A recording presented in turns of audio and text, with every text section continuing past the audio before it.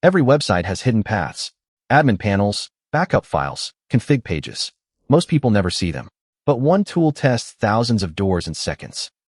In this video, I'll show you ffuf, the fastest web fuzzer out there. It finds hidden directories, files, and parameters that developers forgot to lock down. Think of a website like a hotel. The front page is the lobby, but behind those walls are hundreds of rooms, admin panels, database dumps, API endpoints, old backups. ffuf is the master key that tries every door. It sends thousands of requests per second and tells you which one's open.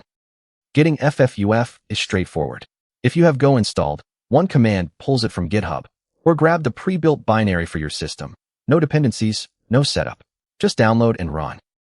The basic command is simple. You give ffuf a URL with the fuzz keyword where the path goes, point it at a word list, and let it rip. Fuzz is the placeholder. ffuf replaces it with every word in your list. In seconds, you get a list of every path that responded. The output is a clean table.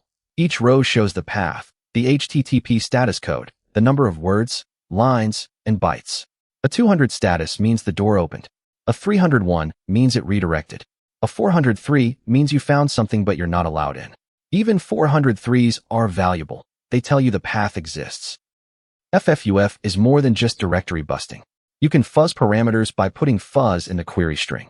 You can match or filter by status code, word count, or response size.